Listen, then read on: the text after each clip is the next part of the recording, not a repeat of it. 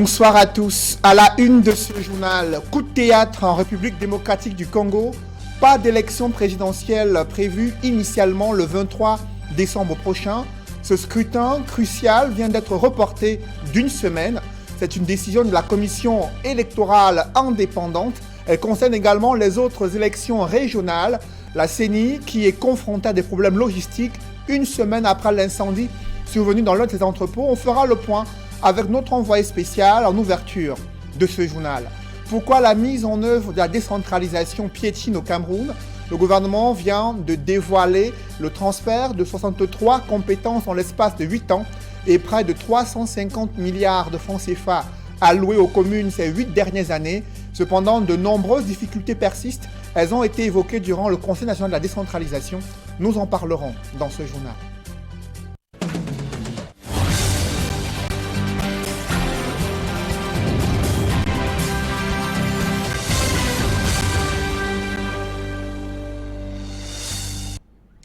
Merci de suivre cette édition complète de l'information sur Equinox Télévision.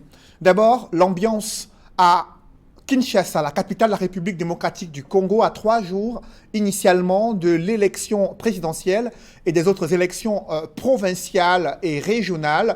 Quelle est l'ambiance qui a prévalu ce matin, juste avant la décision de la CENI de reporter ce scrutin d'une semaine? On voit tout cela avec notre envoyé spécial, Eric Marsanjomo, à Kinshasa.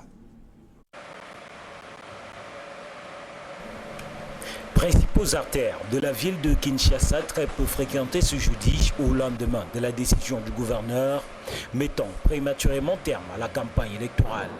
Les rues sont restées quasi désertes au centre de la ville en ce jour pourtant ouvrable, tout comme les quartiers généraux de campagne. Ceux-ci ont perdu de leur effervescence les candidats qui avaient prévu les derniers meetings dans la capitale et ont changé de cap. Au quartier général d'Emmanuel Shadari Ramazani, le candidat de la majorité présidentielle, pas grand monde. Seul le personnel d'astreinte veille sur le bâtiment. Ambiance similaire au quartier général de Martin Fayoulou, qui a battu campagne en province, notamment au Congo central ce jeudi. À l'UDPS de Félix Tshisekedi, la journée a été plus animée. Il fallait montrer patte blanche pour entrer. Il faut rappeler que le candidat projetait son meeting de clôture ce vendredi à Kinshasa, malgré l'interdiction du gouverneur. Une décision que l'on conteste fermement d'ailleurs ici. C'est la CENI qui devait stopper la campagne. On attendait de la CENI et non d'un gouverneur. Nous ne savons pas des raisons. Même si les raisons qu'ils donnaient, mais ce ne sont pas les raisons qui sont valables, qui sont motivées. Nous voyons qu'il y a 2 poids, 2 mesures, parce que partout, vous constaterez que non, leur candidat de la majorité est bien privilégié. Il y a même des affiches qui sont installées dans des places publiques. Or, la loi interdit ça. Si on était dans un pays sérieux et on avait des dirigeants sérieux, le candidat du FCC allait être débarqué de la course. Pour autant, le souhait de ce responsable de l'UDPS est de voir le scrutin se dérouler dimanche sans heurts. Aujourd'hui, dans quelques jours, dans 2 jours, c'est dimanche, le 23, il y aura élection comme prévu et nous sommes prêts parce que nous sommes préparés. Ce souhait est celui de la grande majorité de Congolais. Vous l'avez suivi jusqu'à cette mi-journée. Bon nombre des partisans des différents candidats à cette élection présidentielle se préparaient pour la journée du dimanche 23 décembre 2018, date initiale de l'élection présidentielle. Cette date vient d'être modifiée. La CENI reporte l'élection présidentielle au Congo, Kinshasa, d'une semaine. L'élection est désormais prévue le 30 décembre prochain. Comment en est-on arrivé là? Je vous propose de suivre notre envoyé spécial en ligne de Kinshasa ce soir. Il se trouve à la commission électorale indépendante afin d'avoir les raisons de ce report inattendu de l'élection présidentielle au Congo-Kinshasa. Les élections générales en République démocratique du Congo auront donc finalement lieu plutôt le 30 décembre prochain. L'annonce a été faite ce jour par le président de la Commission électorale nationale indépendante devant un parterre important de journalistes. L'on note qu'avant cette annonce, le président de la CENI et ses principaux collaborateurs, en compagnie de plusieurs candidats engagés notamment dans l'élection présidentielle et l'élection législative, se sont retrouvés pour une concertation qui devait déboucher sur ce report d'une semaine de ces élections générales. On note que tout cela est motivé par l'incendie qui a frappé l'un des entrepôts de la CENI. C'était le 13 décembre dernier, incendie qui a donc éradiqué plus de 80% du matériel électoral prévu pour la circonscription de Kinshasa. Le président de la CENI qui a fait savoir que l'élection ne pouvait pas se dérouler.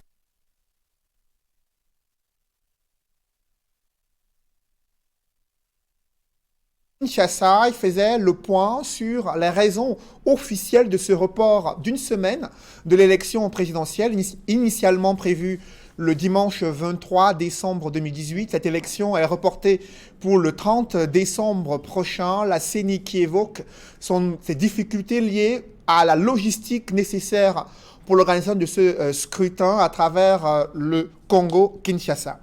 Et parlons d'une autre instance en charge de l'organisation des élections, cette fois-ci au Cameroun, ELECAM qui fait son bilan de l'année électorale 2018, malgré les irrégularités décriées durant le scrutin présidentiel et les critiques sur son manque d'indépendance. ELECAM s'est contenté de se féliciter sur la base des bons points qu'elle croit avoir engrangés durant cette année électorale. Des précisions dans ce reportage que signe Ike Cyril. Je vous parlais donc de ce reportage sur ELECAM qui fait le bilan de l'année électorale 2018. Malgré les irrégularités décriées, nous y reviendrons au cours de cette édition. Parlons de ce processus de Kimberley qui vise à faciliter, à permettre la transparence dans la gestion des industries extractives au Cameroun.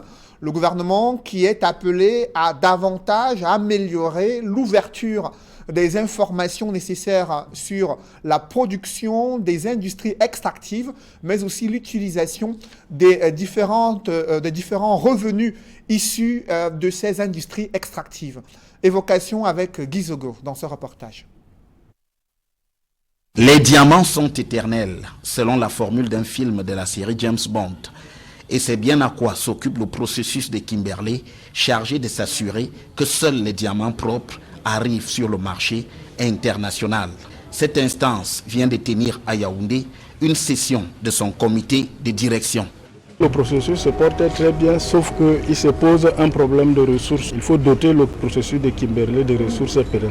On ne va pas passer le temps à continuer à compter sur les subventions qui nous viennent du ministère des Finances. C'est vrai, le ministère des Finances fait déjà beaucoup, mais nous devons déjà chercher des ressources propres au processus de Kimberley. Au sujet des difficultés financières relevées, un début de solution est venu du ministère des Finances. Le représentant du ministère des Finances a... Pourquoi la mise en œuvre de la décentralisation piétine au Cameroun? Depuis 2010, le gouvernement dit avoir transféré aux communes et communautés urbaines 63 compétences dans les matières nécessaires à leur développement socio-économique. Comme accompagnement de ces transferts, le ministre de la décentralisation précise que 350 milliards de francs CFA ont été alloués aux collectivités territoriales décentralisées à travers les budgets de 20 ministères concernés. Cependant, des difficultés de mise en œuvre de la décentralisation ont été présentées durant le Conseil national de la décentralisation. Il s'agit des procédures administratives non maîtrisées, les compétences limitées des ressources humaines locales et l'insuffisance des ressources financières. Le gouvernement a également reconnu le retard accusé dans les paiements de la dotation générale de la décentralisation. Les assises générales de la commune ont été annoncées pour 2019, mais rien de concret n'a été évoqué concernant le calendrier de mise en œuvre des régions tel qu'annoncé par le président de la République. Évoquons à présent cette localité située dans le département du Mungo qui peine à sortir du sous-développement, la localité de Baré-Beng qui est confrontée à l'insuffisance criarde des infrastructures routières et des services sociaux de base. C'est le constat que font nos reporters Cyril Diemba et Gladys Sidier.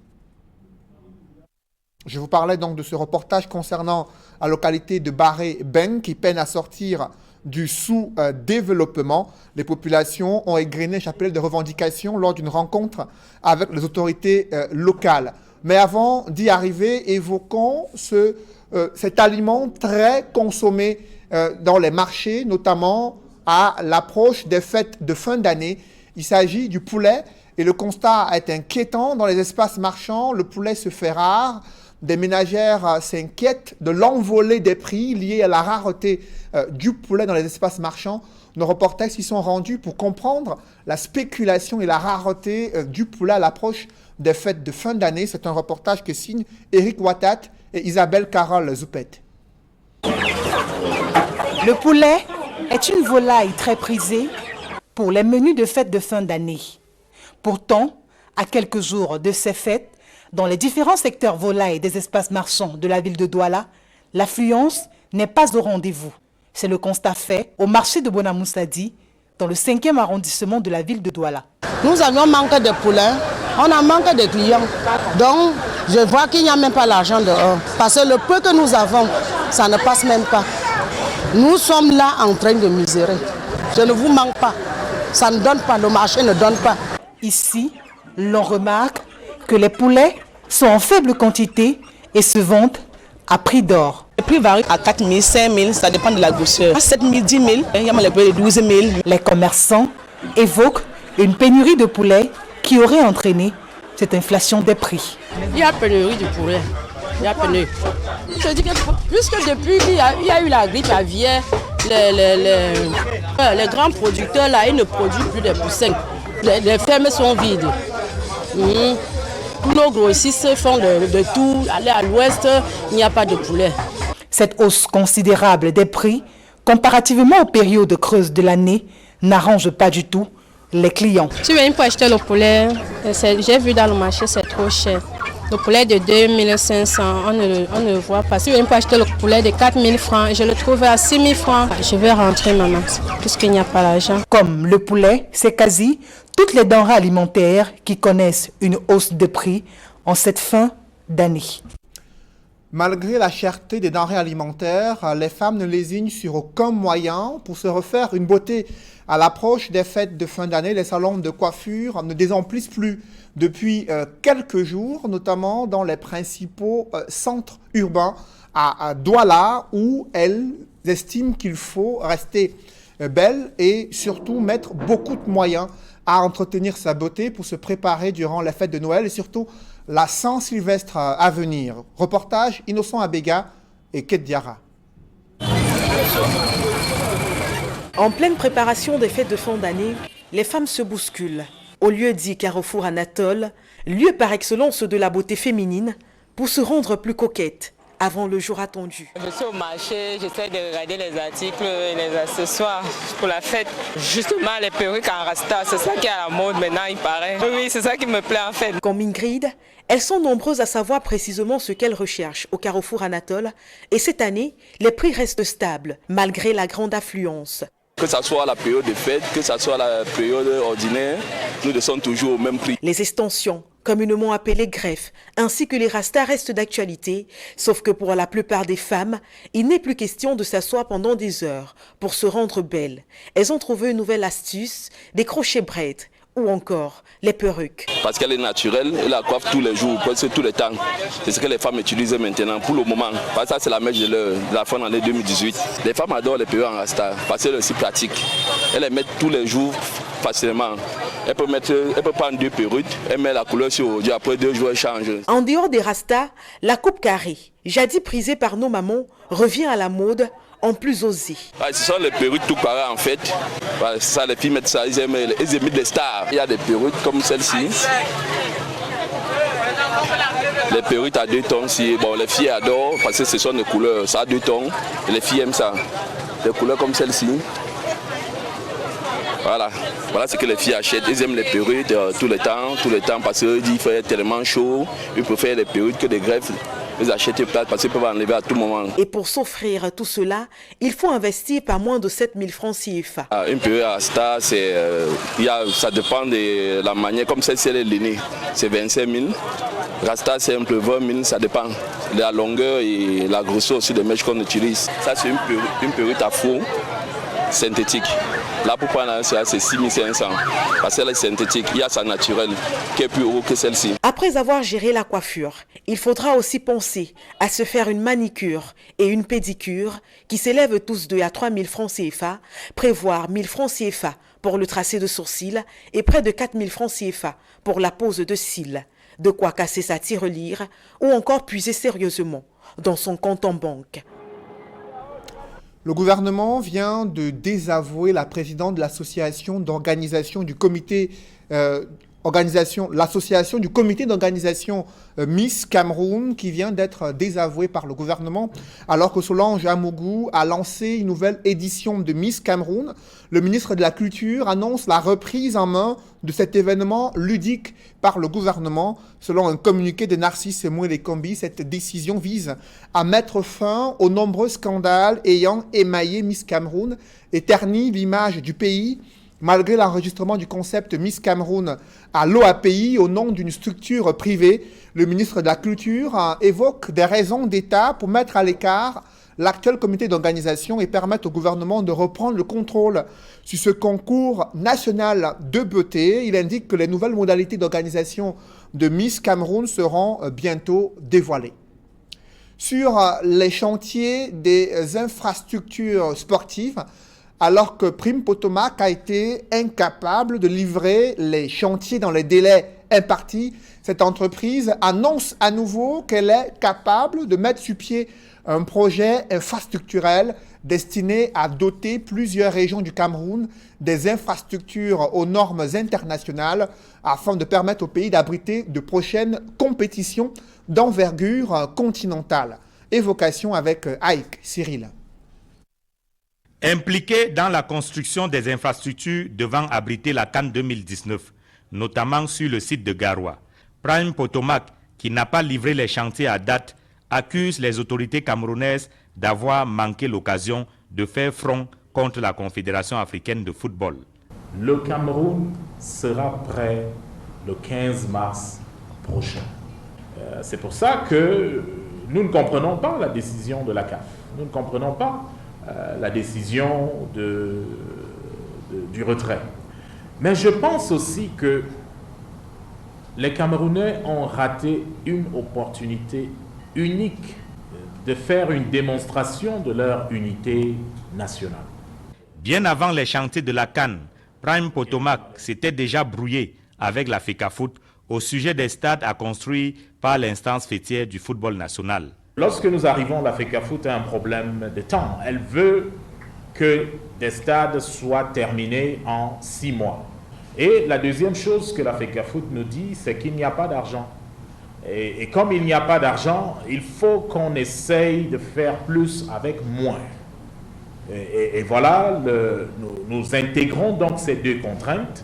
Nous avons fait des correspondances à la FECAFOOT, plusieurs, pour leur demander de nous permettre d'aller terminer ce que nous avons commencé.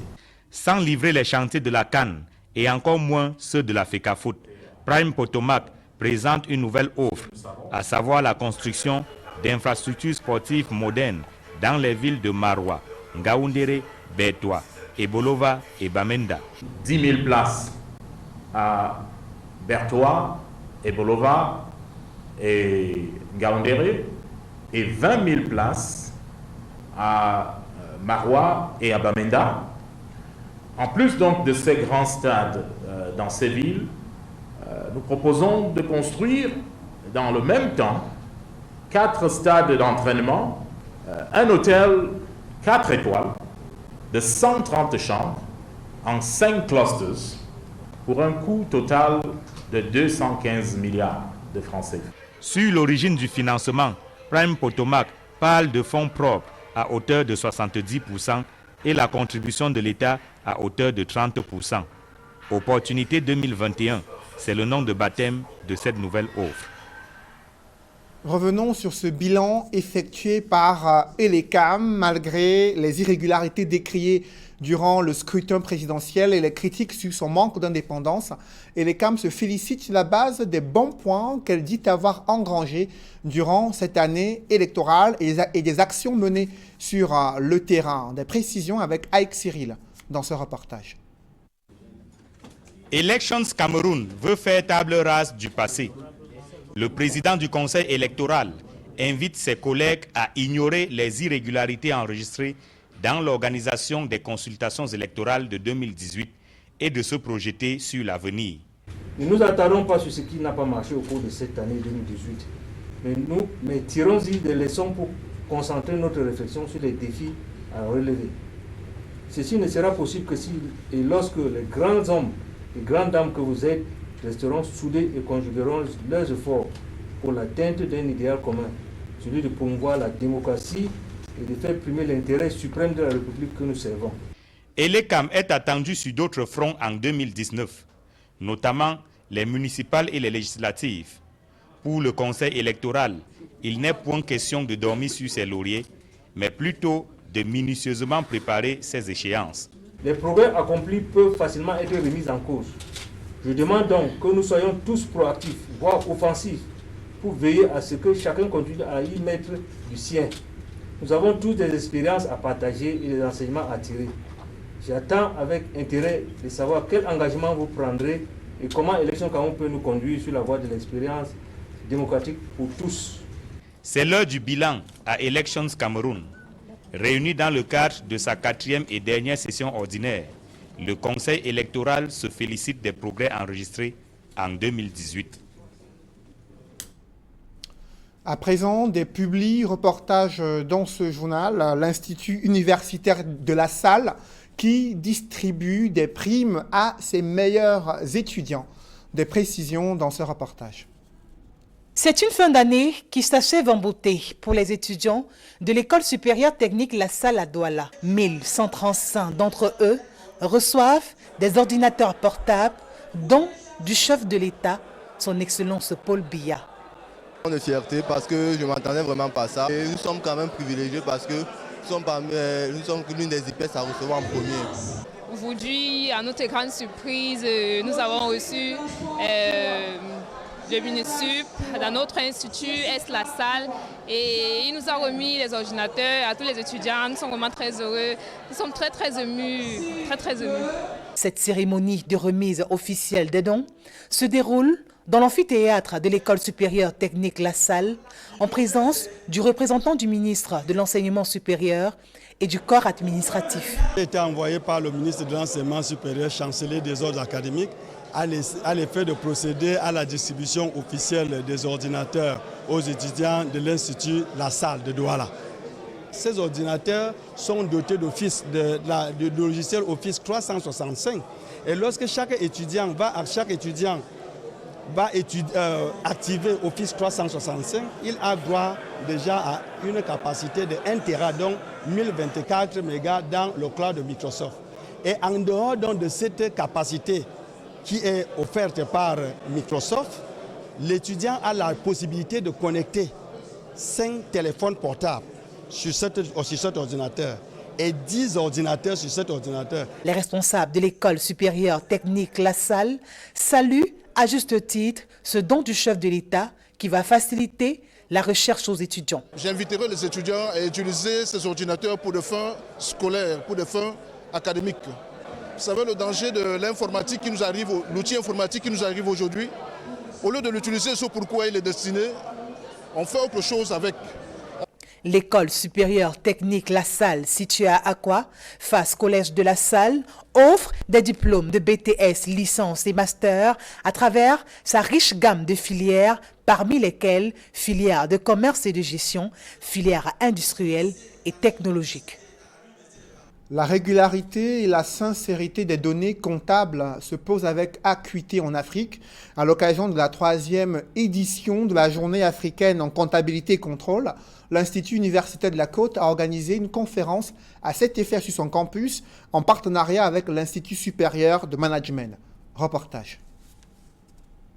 Les méthodes comptables subissent des mutations et évoluent en fonction du temps et de l'espace. Et la comptabilité, fondamentalement, est une discipline qui doit s'adapter à l'évolution de l'environnement.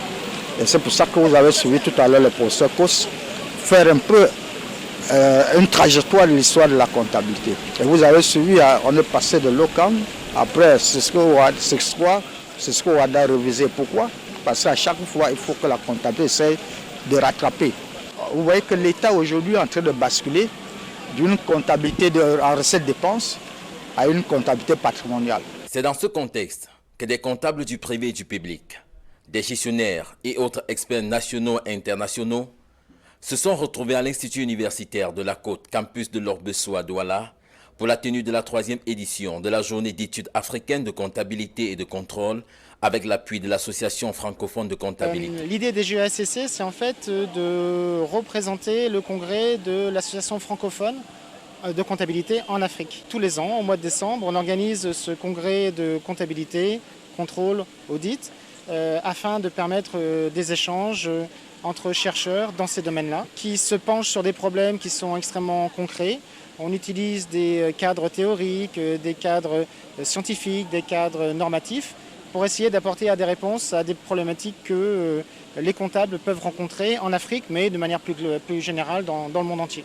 Les présidents fondateurs de l'IUC et de l'INSAM partenaires espèrent que leurs étudiants qui ont assisté à la première journée des échanges seront en tirer profit. Qui bénéficie de l'expérience des comptables chevronnés qu'on a l'occasion de les recevoir. Qu'ils se penchent de plus en plus vers la recherche dans ce domaine afin de l'étendre, de le développer et de le connecter à d'autres disciplines de sciences de gestion. La deuxième journée est marquée par des ateliers d'échange entre experts et praticiens. Les travaux ici sont d'un niveau tout à fait comparable aux éditions précédentes, c'est-à-dire qu'ils sont d'un excellent niveau. Les travaux les plus intéressants portent sur l'acclimatation des techniques comptables et des techniques de contrôle de gestion au contexte local des différents pays qui sont représentés ici. Vous voyez, ce sont des échanges extrêmement ouverts sur les pratiques comptables dans le monde, bien sûr essentiellement le monde francophone. La qualité des travaux est davantage rehaussée par la qualité de l'organisation et l'engagement des participants. Tout a été très bien organisé au Cameroun et c'est la deuxième année où vraiment vous avez cette association francophone de comptabilité Afrique. Et il se crée une communauté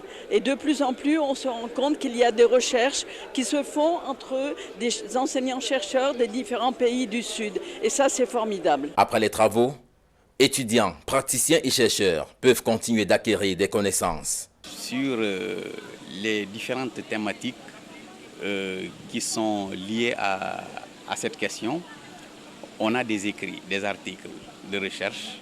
Si la 3e édition a tenu la promesse des fleurs, les regards sont d'ores et déjà tournés vers la 4e édition.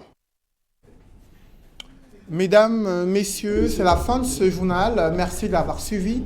Juste après cette édition de 20h, retrouvez Serge Alain Autou et ses invités pour le débrief du journal sur le plateau d'Equinox Soir. Serge Alain. Qu'en 2019, Prime Potomac y croit encore. Il dit que le 15 mars 2019, le Cameroun sera prêt. Et pourtant, plusieurs critiques ont été formulées à l'encontre de cette entreprise prestataire chargée de réaliser certaines infrastructures routières sportives principalement et hôtelières du côté de Garoua dans la région du Nord. Il accuse les autorités administratives, balaie d'un revers de la main les critiques formulées à son encontre, estimant que le Cameroun devait attaquer la CAF et maintenir l'organisation de la CAN 2019 au Cameroun. Et malgré à la fois l'échec avec les projets de la FECAFOOT, l'autre échec réalisé avec la CAN 2019, il vient présenter un nouveau projet relatif à la construction des infrastructures sportives dans plusieurs régions du Cameroun. Voilà, présidentielle en RDC, ce sera plus ce dimanche. C'est prévu dans une semaine, un report inattendu qui arrive pratiquement à la dernière minute. C'est une décision de la Commission électorale nationale indépendante. Vous avez suivi notre envoyé spécial, Eric Massanjomo, à Kinshasa, faire le point sur les raisons officielles de ce report, notamment l'incendie survenu il y a une semaine dans l'un des entrepôts de la CENI qui a ravagé presque tout son matériel électorale. Du coup, la structure peine à pouvoir répondre aux exigences des millions d'électeurs attendus pour ce scrutin présidentiel et les autres élections régionales. Et les différents candidats doivent prendre le mal en patience et attendre jusqu'à dimanche 30 décembre prochain, nouvelle date de l'élection présidentielle et des autres élections générales au Congo-Kinshasa. Voilà, madame, monsieur, c'est donc l'essentiel d'Equinoxe Soir, deuxième partie, le temps du débrief. Bonne soirée à vous, Cédric. Bonne soirée à vous, Serge Alain. Rendez-vous lundi 20h. Rendez-vous lundi 20h. Madame, monsieur, dans un instant, Equinoxe Soir, deuxième partie, le temps du débrief, toujours en compagnie de nos 4 invités.